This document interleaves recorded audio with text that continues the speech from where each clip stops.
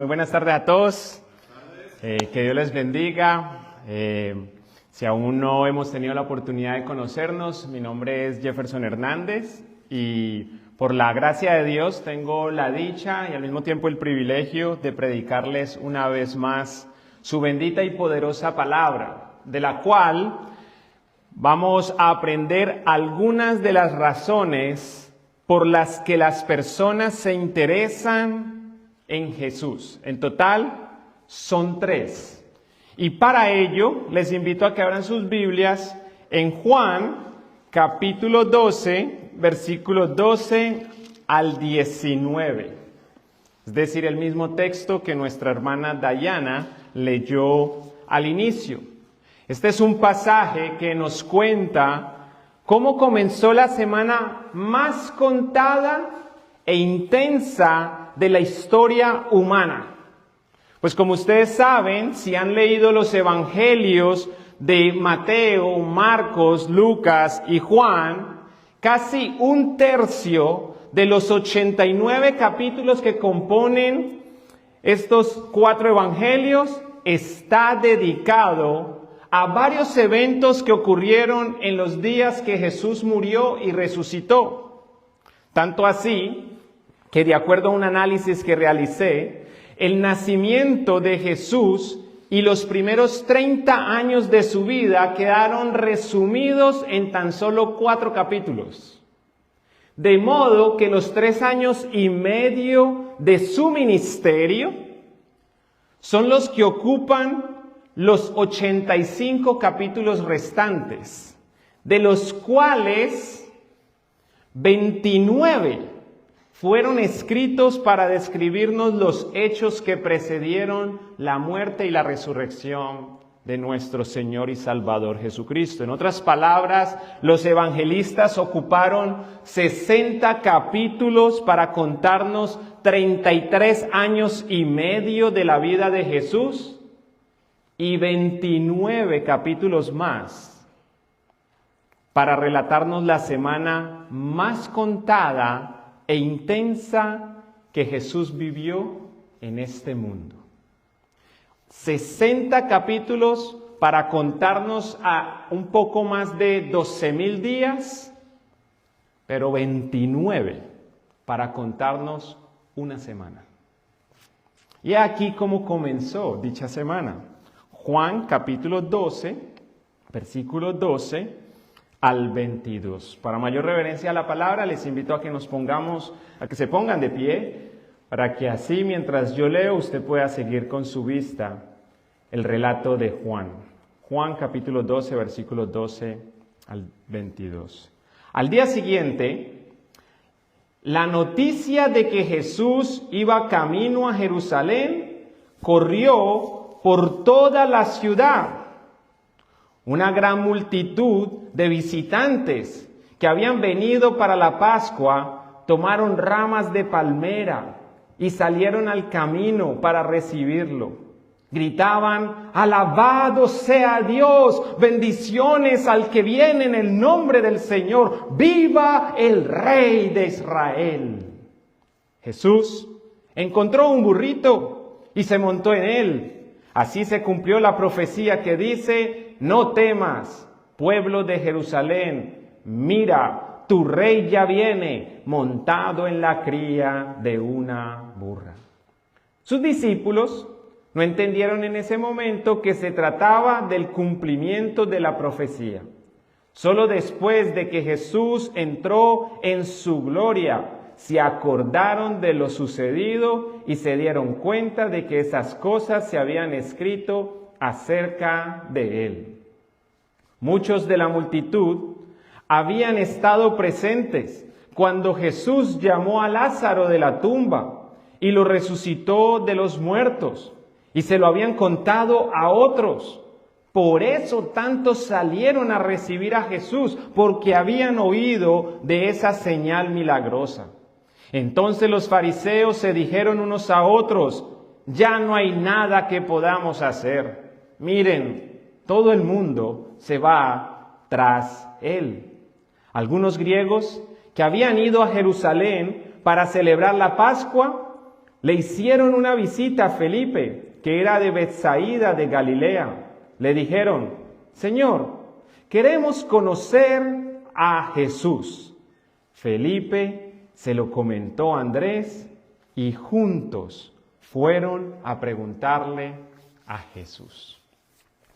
Padre, Señor, gracias por este relato y por todo lo que aprendemos de esto. Y a punto, Señor, de exponer este pasaje a tu pueblo, te ruego que tu siervo sea usado y que esta iglesia y esta congregación en general sea edificada, Señor.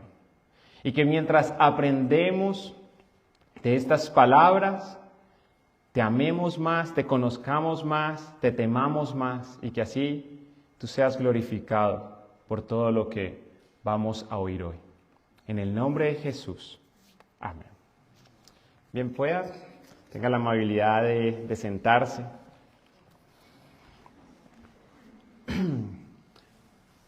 Como pueden observar, ante la llegada de Jesús hubo aglomeración y júbilo, debido a una gran multitud de visitantes que salió a recibir a Jesús con ramas de palmera y gritos de emoción. Ahora bien, aunque la Biblia no proporciona una cifra numérica de cuántas personas habían ahí, podemos asumir que eran muchísimas. Pues de acuerdo a la ley mosaica, en los días de la Pascua, como también en el Pentecostés y la fiesta de los tabernáculos, los varones judíos debían ir al templo de Jerusalén y por ende ellos llevaban a su familia consigo desde Galacia, Siria, Grecia, Egipto, Roma, etc. La Pascua aglomeraba tanta gente que de acuerdo a los escritos del historiador Flavio Josefo, hubo una Pascua en la que los sacerdotes del templo sacrificaron más de 250,000 corderos en representación de cada familia presente, que por promedio cada familia estaba conformada por unas 10 personas, por lo cual se calcula que durante esa Pascua que describió Flavio Josefo y que nos da una idea de cómo lucía Jerusalén en la Pascua, había más de 2 millones de personas. Sabiendo eso, e imaginándonos a la mayoría de ellos sosteniendo y agitando ramas de palmera, quiero y debo aclarar que esta no fue la primera vez que los judíos hacían algo así.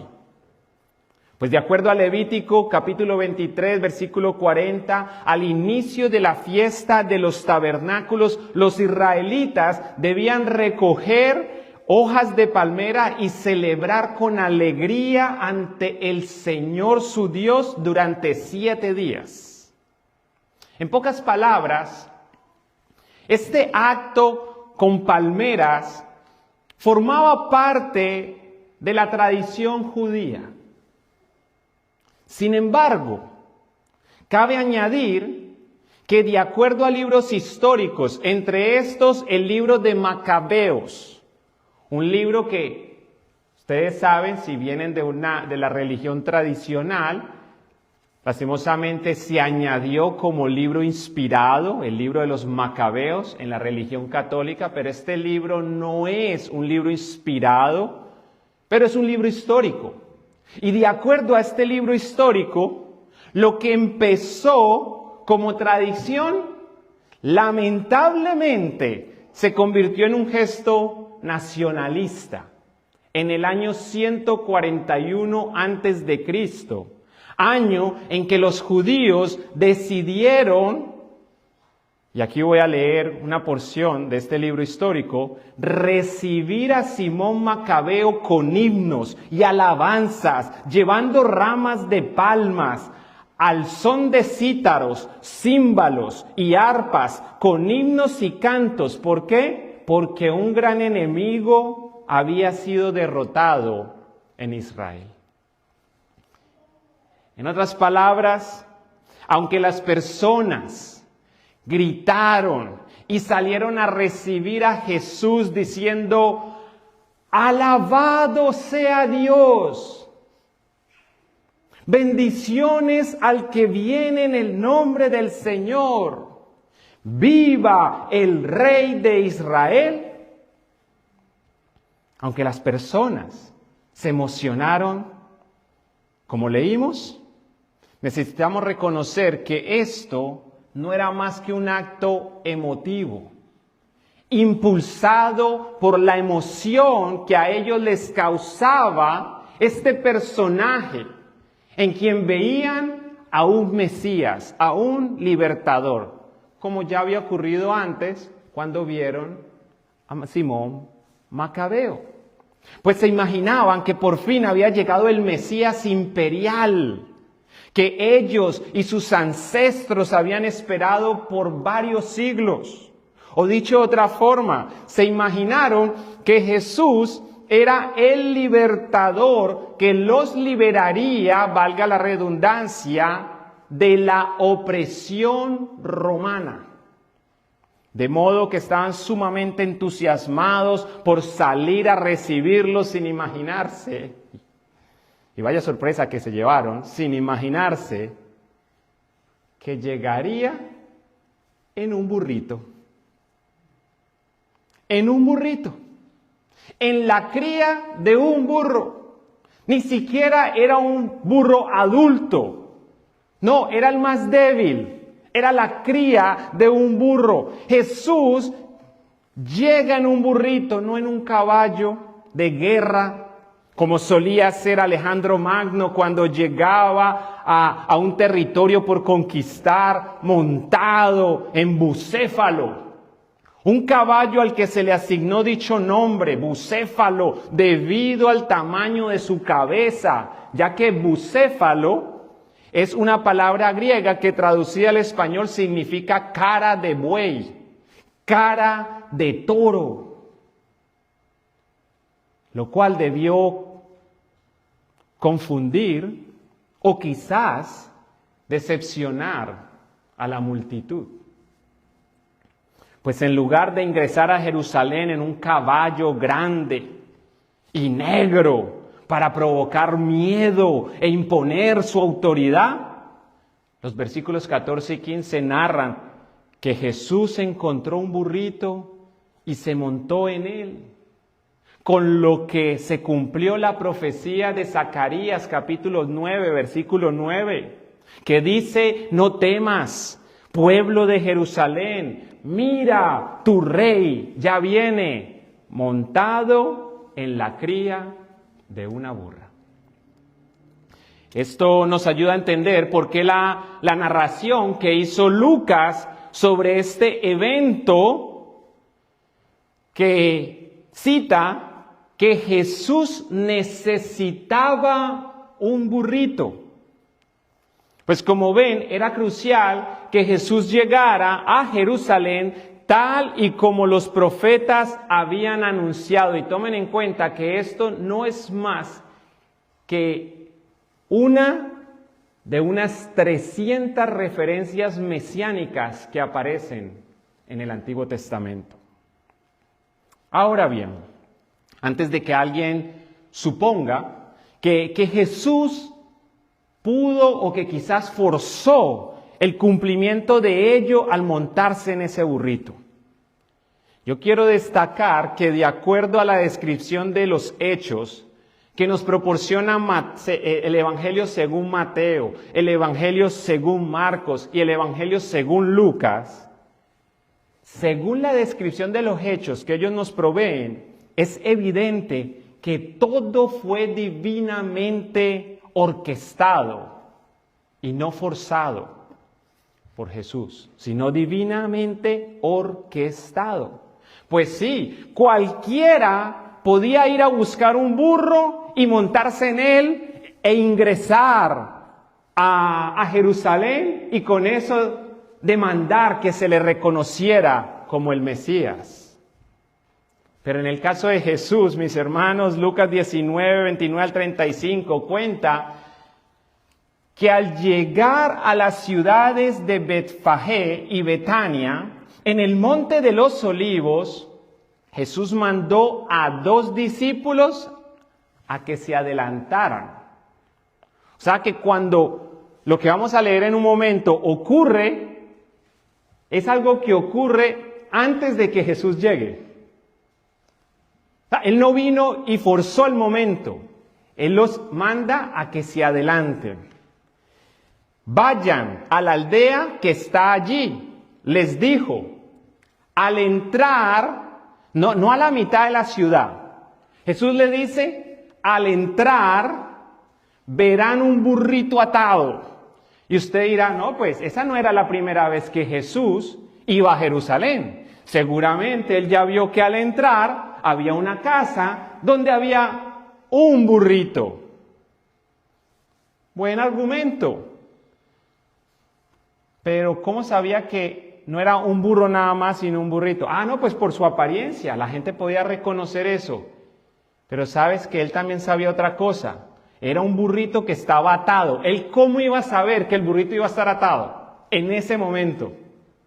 Pero él les dice, es un burrito atado que nadie ha montado jamás, lo cual era crucial para lo que iba a suceder. Y les voy a explicar por qué. Según la ley mosaica, las instrucciones de la ley, el animal que se fuera a usar para uso sagrado, ya fuera para transportar cosas del templo como los utensilios, no podía haber sido montado, ni tampoco ser usado para arar tierra o para transportar alimentos o cualquier otra cosa. Y en este caso, este burro estaba por llevar en su lomo a lo más sagrado que este mundo ha tenido, al mismo creador del mundo, al que creó las cosas con sus palabras y sostiene lo que existe con su palabra. Era necesario que nadie haya montado jamás ese burrito. Y Jesús les dice, miren, al entrar, verán un burrito atado, nadie lo ha montado jamás, desátenlo y tráiganlo aquí.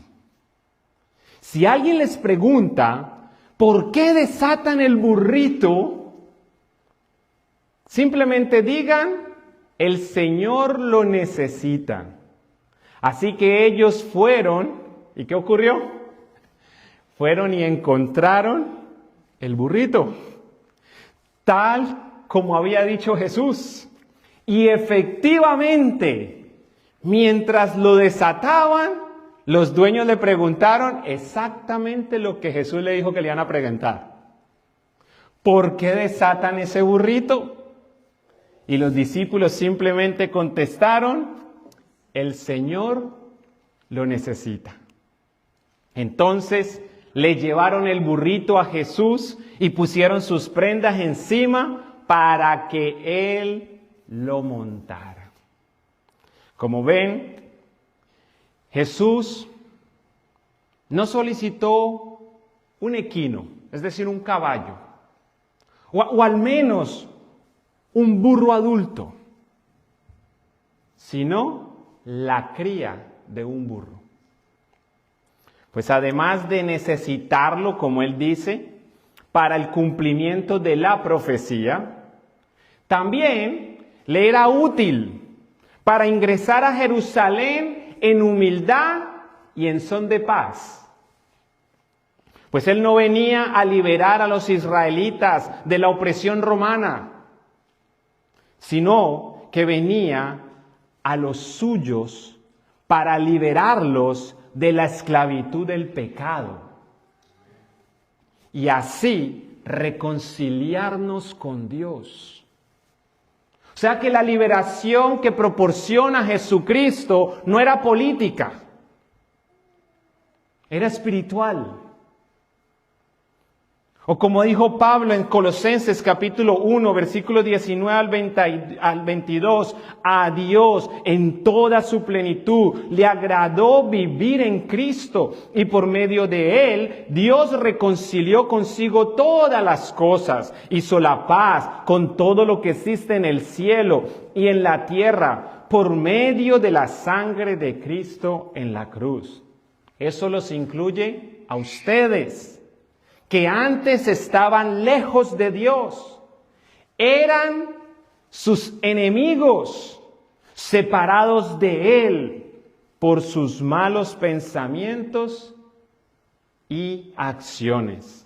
Pero ahora, Él los reconcilió consigo mediante la muerte de Cristo en su cuerpo físico. Como resultado, los ha trasladado a su propia presencia. Y ahora ustedes son santos, libres de culpa y pueden presentarse delante de Él sin ninguna falta. Gloria a Dios. Gloria a Dios por esto que estamos leyendo. Gloria a Dios porque Jesús, cuando llegó a este mundo, no vino a derrotar a sus enemigos. Porque créame que sus enemigos no iban a ser únicamente los enemigos de Israel, los romanos. Los enemigos de Dios somos todos nosotros por causa de nuestro pecado. Pero gloria sean dadas a Dios que cuando Él vino en humildad y vino en son de paz. A reconciliar pecadores con aquel a quien nos hemos revelado, a quien hemos desafiado constantemente haciendo las cosas a nuestra manera. Gloria a Dios que en su misericordia, Dios Padre quiso enviar a su Hijo Jesucristo, no para que fuera el rey de un territorio, sino para que sea el Rey de reyes y Señor de señores del universo y de la creación entera.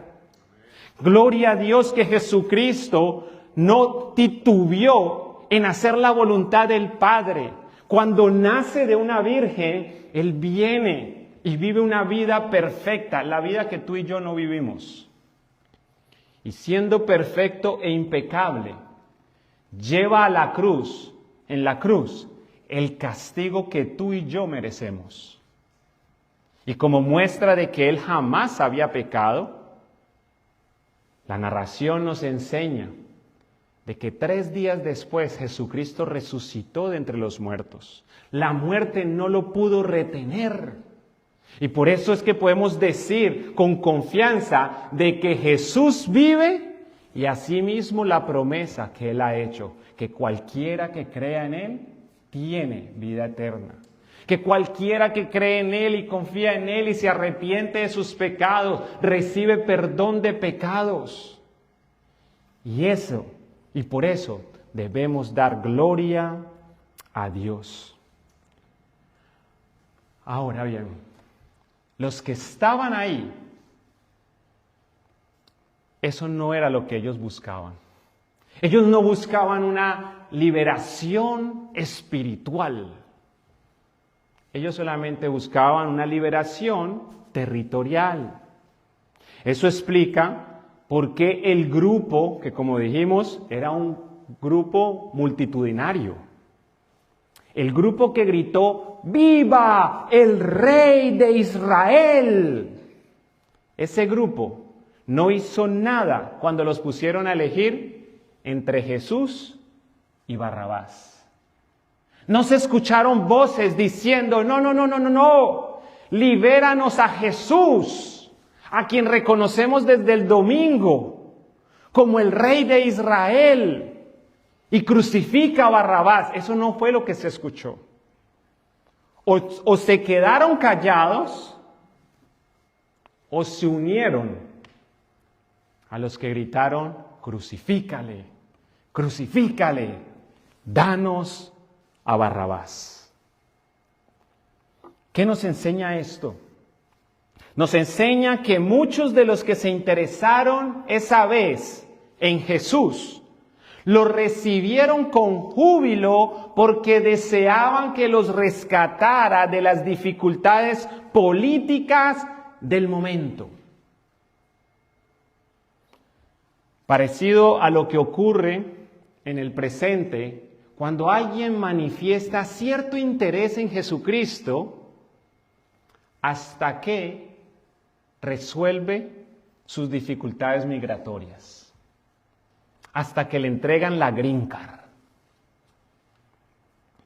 Pero además de eso, cabe mencionar que así como unos salieron a recibir a Jesús porque tenían la esperanza de que Él los liberaría de la opresión imperial, hubo otros que salieron a recibirle porque tenían la esperanza de que Él los liberaría de la muerte física. Como ocurre cuando alguien manifiesta cierto interés en Jesucristo hasta que recibe los resultados médicos diciéndole que la intervención quirúrgica por la que pasó fue todo un éxito y que ahora está libre de esa enfermedad que estuvo a punto de matarlo.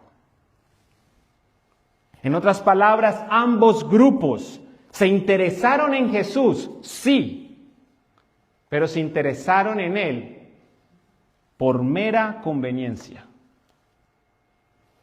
No obstante, me place destacar que no todos los que aparecen en el relato que leímos al inicio fueron así. Pues al final de este relato, en los versículos 20 y 21, aparecen algunos griegos que se interesaron en Jesús de verdad, por lo que visitaron a uno de sus discípulos, a Felipe, a quien le expresaron su deseo de conocer. Oiga eso, queremos conocer a Jesús. Ahora bien, si de casualidad usted usa otra versión de la Biblia, y en particular si usted usa la Reina de las Versiones, la Reina Valera del 60, que es la versión tradicional, es probable que su Biblia diga queremos ver a Jesús y no conocer a Jesús, lo cual tiene una explicación. Pues de acuerdo al vocablo griego, hay al menos 3 palabras griegas, 3 palabras en la Biblia que fueron traducidos al español como ver.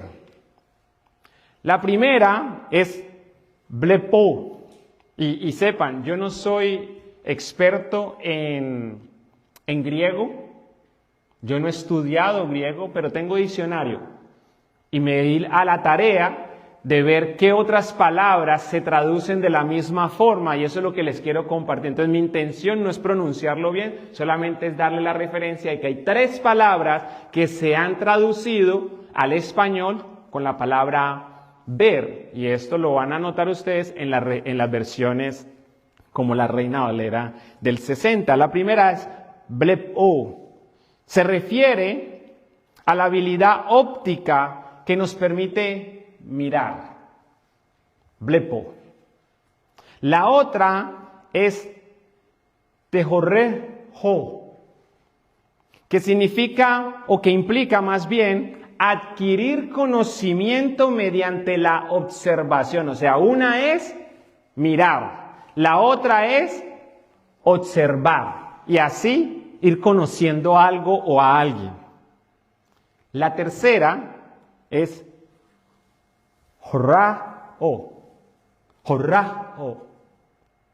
que significa conocer a alguien a través de una experiencia personal. Dicho esto, y tomando en cuenta que esta última, es decir, jorrao, fue la expresión que mencionaron los griegos en el versículo 21. Debo señalar que la intención de estos hombres no era únicamente ver a Jesús y observarlo. No. Además de eso, ellos también querían conocerlo y experimentarlo personalmente. Ellos no venían a verlo realizar milagros en base a lo que se decía acerca de Jesús. Ellos no venían a mirar al rey de Israel y ya. No, ellos querían, genuinamente, querían conocerlo y experimentarlo. Y si bien el relato no nos cuenta qué ocurrió después, es muy probable que Jesús les haya concedido lo que querían, especialmente si dicho anhelo fue algo que Dios Padre produjo en ellos para que se acercaran a Él. Pues de acuerdo a lo que Él mismo dijo y prometió en Juan capítulo 6, versículo 37, Jesús jamás echará fuera, jamás rechazará a quienes vengan a Él. Y gloria a Dios por ello. Hermanos, esa realidad de que Jesús no echa fuera a alguien que venga a Él con las intenciones de conocerlo deben llenarnos de esperanza. Hermanos, eso nos debe llenar de esperanza. ¿Por qué? Porque no estamos frente a un Dios que demanda adoración, pero de repente va a condenar a gente que genuinamente quería conocerlo y Él simplemente no quiso que lo conocieran. La gente que quería acercarse a Él y Él, en vez de acercarse a ellos, se alejó de ellos. No, tenemos un Dios que frente a esos genuinos anhelos, el Señor no los echa fuera. El Señor los recibe. Hermanos, tenemos bastante registros de eso. ¿Se acuerdan de Cornelio? Cornelio era un hombre que de alguna manera él estaba procurando adorar a Dios. ¿Cómo él conocía de Dios? Tal vez por lo que había oído o por una manera que es la revelación general de Dios.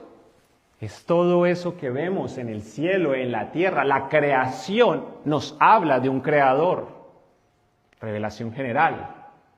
Tal vez este Cornelio, al ver todo esto, él es movido a adorar a ese creador. Ahora, él no sabe su nombre, él no sabe cómo debe adorarle, él no sabe sus mandamientos. Lo que Cornelio hace bien, lo hace porque Dios, de manera general, esa es otra revelación general, nos dio una conciencia. Para poder distinguir, según informemos esa conciencia, entre lo bueno y lo malo. Y él ahí está tratando de adorar a Dios y encima de eso está dando unas ofrendas a los pobres. ¿Y qué hace Dios? ¿Será que Dios rechazó eso? A este hombre que genuinamente quería acercarse, no estaba buscando a Dios porque la Biblia dice que no hay quien busque a Dios, ni siquiera uno. A Dios, en nuestra naturaleza pecaminosa, nosotros ninguno busca a Dios. A lo mucho buscamos de Dios. Buscamos de Dios para que nos sane. Buscamos de Dios para que nos dé paz en medio de la tormenta. Pero a Dios no lo buscamos. Buscamos, como quien dice, sus manos, pero no su rostro. Pero el Señor manda a Pedro y salva a Cornelio. Hay otro hombre.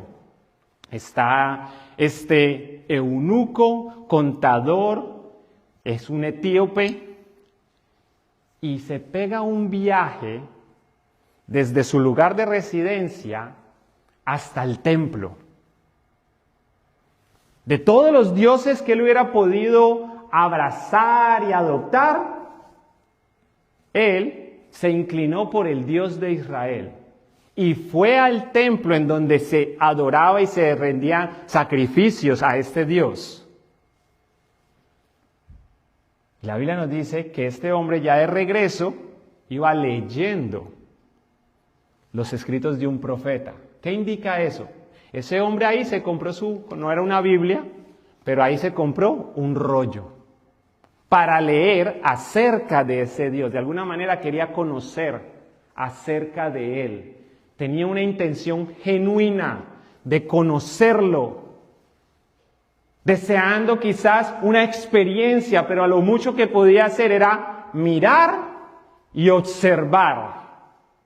¿Y qué hizo Dios? Mandó a Felipe.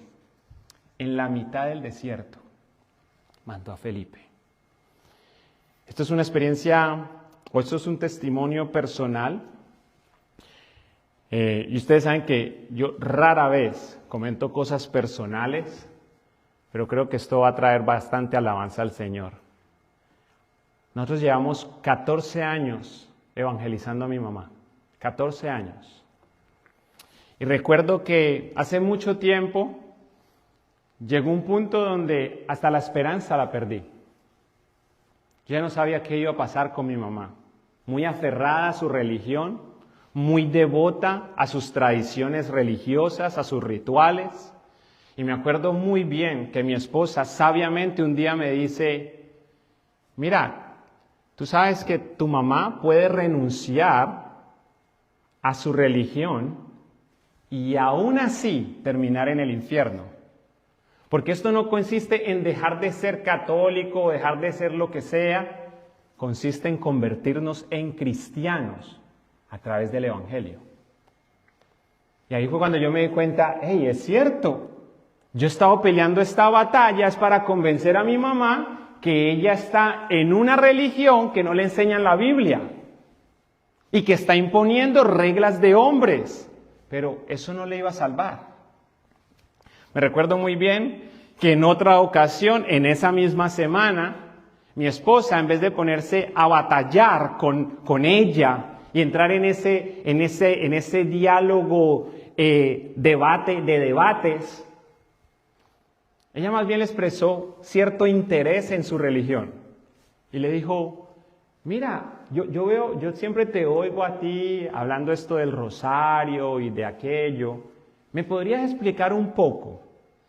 Y mi mamá, muy emocionada, comenzó a darle datos de cómo se rige su religión, de la que era su religión.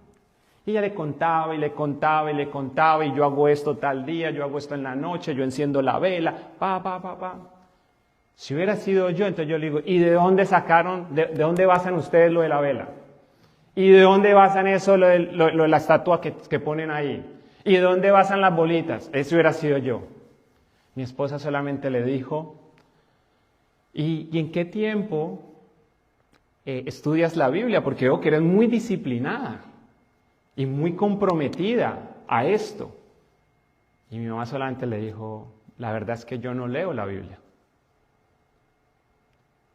Y el consejo que le da Carol es, trata de leer la Biblia. No le dijo, deje de hacer el rosario, deje de ir a misa, deje de ir a las procesiones. No, solamente le dijo, saca tiempo para que leas la Biblia. Mi mamá durante ese año, porque ella preguntó, ¿y qué leo? Entonces, lea los evangelios. Durante ese año ella se leyó Mateo, Marcos, Lucas, Juan y el libro de Hechos. Quizás más de lo que todos han leído en 3 años de cristianos. En ese año. Y la palabra de Dios, que es viva y eficaz, hizo una obra. Porque cuando ella regresa, yo vengo muy emocionado a donde mi esposa a contarle que en el culto de oración nuestra hermana Paula había dado testimonio de cómo le había entregado su vida al Señor. Y tal vez estas no fueron exactamente las palabras de Paula, pero sonó algo más o menos así. Ella decía que mientras estaba organizando su casa y todo, que en esa tarde o esa mañana, ella no dejaba de pensar en Dios, porque era como que se le hubiera caído un velo de sus ojos y que ahora podía ver a Cristo, a quien recibía como Señor y Salvador. Yo muy emocionado, súper feliz, porque antes de eso ella se me había acercado. Ella me ha dicho, pastor, Yo desde que estoy viniendo a esta iglesia, estoy teniendo un conflicto que nunca antes, no sé si te acuerdas, que yo nunca antes había tenido. Porque yo, en mi religión, yo puedo tener a Jesús y a María al mismo tiempo, y yo he sido devota. Hasta de rosario creo que me mencionaste, hasta de rosario. Pero ahora usted exalta tanto a Jesús que yo siento una competencia interna donde tengo que darle lugar a uno de los dos. Y está claro que es a Jesús. ¿Qué debo hacer? Y no sé si te acuerdas, Paula, pero yo le dije, mira, Paula, yo ya peleé esa batalla con alguien que amo y es mi mamá. Y yo la perdí. No hay argumentos que yo pueda usar ahorita para convencerte. Es más, quizás yo te puedo mostrar cosas y demostrarte cuán erróneo está esto, cuán erróneo está aquello. Y aún así, tu corazón se puede mantener endurecido. Porque esto no es un problema de comprensión, no es problema de inteligencia. Ese que no se ha convertido, ese amigo, ese familiar que no le ha entregado su vida al Señor, que no se ha arrepentido de sus pecados, créeme que no es por bruto, no es por bruta, puede ser más inteligente, seguramente es más inteligente que todos nosotros juntos. El problema no es mental, no es intelectual, el problema es del corazón.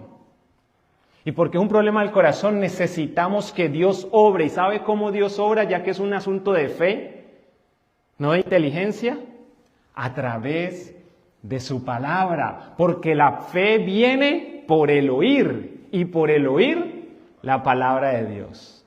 Entonces, ¿cuál fue mi respuesta para la hermana Paula? Le dije ese día, hermana, qué bueno que usted está asistiendo a nuestra iglesia los domingos. ¿Qué tal si le añade una dosis más de palabra? Venga los jueves. Venga los jueves, que ahí tenemos un estudio bíblico. Y que sea el Señor obrando. Y eso fue lo que ella hizo. Pasado el tiempo, es cuando ella da ese testimonio. Yo regreso muy feliz, le cuento a mi esposa, mi mamá nos ha venido a visitar. Entonces está mi mamá aquí, mi abuelita acá, mi esposa acá. Y yo le estoy contando a mi esposa y de repente yo que mi esposa en vez de estarme mirando a mí, está mirando a mi mamá. Pero está así como espantada, como asombrada. Y cuando yo volteo a ver a mi mamá tiene una lágrima. Yo digo, mamá, ¿qué pasó? Y la respuesta de ella es, yo quisiera tener una experiencia así. A través de la lectura de Mateo, Marcos, Lucas, Juan y Hechos, su corazón ya está siendo permeado de fe para anhelar genuinamente una experiencia personal con Jesús. A lo que nosotros le respondimos, búscate una iglesia cristiana. Si quieres seguir yendo a misa, ve a misa, pero saca el tiempo para ir a una iglesia cristiana donde estudien la palabra de Dios. Porque ella reconocía que en la misa no abrían la palabra para estudiarla así, sino que eran como un ritual tras otro. Hermanos, hace unos meses ella me expresó que se quería bautizar. ¿Qué debía hacer? Y en ese momento también decidí callar. Le dije, mamá, tú tienes a un pastor. Aunque tu hijo pastorea una iglesia, yo no soy tu pastor, yo no soy la persona que Dios puso en tu vida, así que honra su liderazgo buscando consejo en él. Él te guiará. Y si te guía con la palabra de Dios y te demuestra que su consejo es bíblico, procede. Tengo entendido, no le han dado fecha todavía a mi mamá, pero tengo entendido de que se va a bautizar. Y quiero darle gloria a Dios por eso.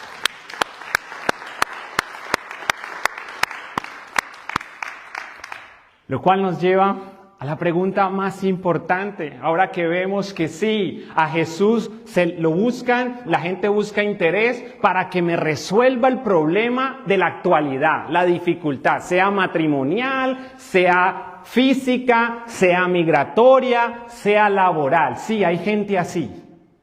Pero ojalá, si tú estás aquí y no le has rendido tu vida al Señor, ojalá que tú estés aquí deseando conocer a Jesucristo a través de una experiencia personal que sea provocada por lo que hemos estado predicando. Así que vamos a la pregunta más importante, porque ustedes no solamente venían a oír acerca del burrito, acerca de la gente, acerca de las ramas. Ustedes quieren saber cómo pueden aplicar esto, porque más que información, ¿qué es lo que quieren? Transformación. Así que la pregunta va a estar ahí en pantalla. Yo voy a contar hasta 3 y ustedes la hacen y les voy a compartir 2 aplicaciones, aunque pudiéramos extraer muchísimas más, solamente voy a 1, 2 y 3. ¿Y ahora qué? Me quiero dirigir primero a los amigos. Y esto también aplica para los hermanos, ya que el arrepentimiento no es algo que debe ocurrir solo una vez. Y como que es una cuestión de, sí, yo me acuerdo que yo me arrepentí. No, yo me arrepentí y desde entonces me sigo arrepintiendo. Pero para estos amigos que hacen comunión con Dios, porque quizás estamos callando ciertos pecados que estamos reservando ahí, tratando de ocultarlos o tratar de justificarlos. No, apartémonos del maligno y también del mal para que sea Dios que venga y nos levante. O como dice Santiago 4, 7, 10, humíllense delante de Dios, resistan al diablo y él huirá de ustedes. Acérquense a Dios y Dios se acercará a ustedes. Lávense las manos, pecadores, purifiquen su corazón, porque su lealtad está dividida entre Dios y el mundo. Derramen lágrimas por lo que han hecho, que haya lamento y profundo dolor, que haya llanto en lugar de risa y tristeza, en lugar de alegría. Humíllense delante del Señor y Él los levantará con honor.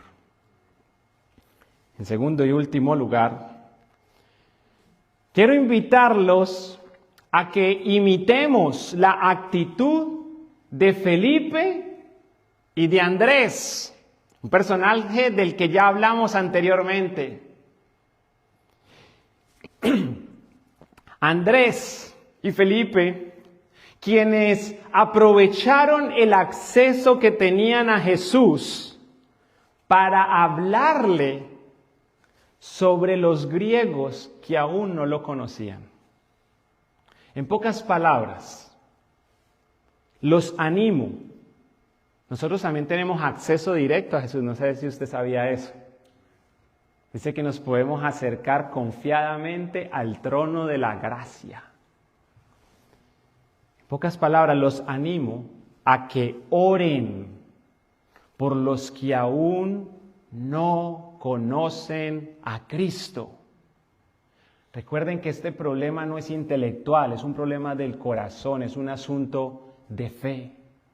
Tu familiar, tu compañero, tu amigo, que no cede a la invitación cada vez que se le dice, confía en el Señor, Jesús es el camino, Jesús es la verdad, Jesús es la vida, nadie viene al Padre si no es a través de Él, así que arrepiéntete de tus pecados, recibe a Jesús como Señor y como Salvador, y esa persona se endurece.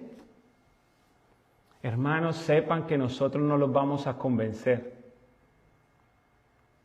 Tenemos que acudir a Jesús y hablarle de ellos, como Andrés y Felipe fueron a Jesús para hablarle de los griegos. Nosotros vamos y oramos por aquellos que aún no le conocen.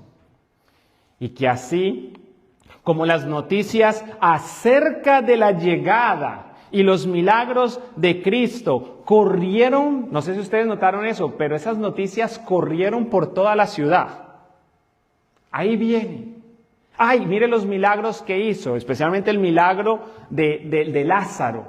Una resurrección muy particular. Habían sucedido otras resurrecciones anteriormente, pero ninguna como esta. El muerto que más tiempo había pasado muerto, de esos que el Señor resucitó, era uno que estaban transportando de un lado a otro y ahí iba su madre, llorando esa pena. Y Jesús lo resucita, pero eso ocurrió el mismo día de su muerte. Lázaro ya estaba en la tumba. Lázaro llevaba 4 días muerto. El cuerpo de Lázaro ya se había descompuesto y olía hediondo. No sé si saben cuál es la palabra hediondo. Olía muy feo. Esa noticia no pasó desapercibida. La gente corrió la voz. Y esos que vieron eso, más aquellos a los que se lo contaron, salieron a recibirle. Hermanos, que así como las noticias acerca de la llegada y de los milagros de Jesús corrieron por toda la ciudad, que así mismo nos dediquemos a anunciar el Evangelio a los demás. Eso sí, en dependencia de Dios, porque hay cosas que ellos no van a comprender en el momento, que las van a comprender después. Así que es en dependencia de Dios, para que sea Dios quien les dé esa comprensión, pero también con humildad. Y tengan mucha paciencia. Porque eso que tú quieres que ellos comprendan hoy, ya, sí, entiendo que es por la urgencia, porque si se muere así se va a ir al infierno, pero Dios está en control. Con paciencia van a haber cosas que después ellos van a decir, ¡ay! Era de esto que Él nos estaba hablando. O cómo le pasó a los discípulos, ya reconociendo a Jesús, pero por ejemplo lo que le pasó con el burrito. Dice el texto que ellos, vamos a ver si lo encuentro, que ellos, sus discípulos no entendieron en ese momento que se trataba del cumplimiento de la profecía. Solo después de que Jesús entró en su gloria, o sea, después de que Jesús murió y resucitó, y se sentó a la diestra del Dios Padre y descendió el Espíritu Santo, ahí, a través del Espíritu Santo que desciende, a quien Jesús envía precisamente para que nos enseñe y nos recuerde todas las cosas. El Espíritu Santo que ha sido enviado para que nos guíe a toda verdad. Es ahí, después de eso, que Jesús entró en su gloria, se acordaron de lo sucedido y se dieron cuenta que esas cosas se habían escrito acerca de Él. Así mismo con el Evangelio. Tal vez en el momento, Paula, voy a usarte de ejemplo, Paula llevaba meses acompañándonos.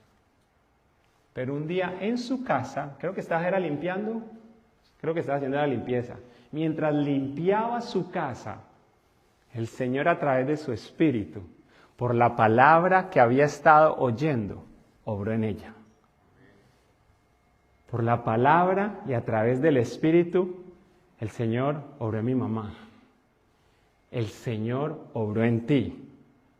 Asimismo, el Señor va a obrar en otros si escuchan la palabra. ¿Y sabes cuál es el instrumento que Dios ha dejado en esta tierra para que ellos escuchen?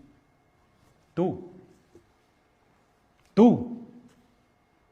Hermanos, no sé si ustedes coinciden conmigo, pero yo estaría mejor muerto. El morir es ganancia, dijo Pablo. Sería lo mejor. Voy a pasar a la gloria eterna. Libre de enfermedad y sin problemas migratorios. Y yo esa pregunta me la hice una vez. ¿para qué me tienes aquí, Señor? Y el Señor lo único que ponía en mi mente, que no fue una voz audible, es porque así como te amé y te amo a ti, a tal punto que no me llevé a aquel, que no me traje conmigo a aquel que te compartió el Evangelio, asimismo tengo a mucha gente que también amo, a los que quiero alcanzar a través de ti. Así que aguanta, soporta las dificultades de ese mundo, espera con expectativa la gloria venidera, que es mucho mayor que los sufrimientos del presente, y predica la palabra. Tú haz lo mismo. Que el Señor nos ayude.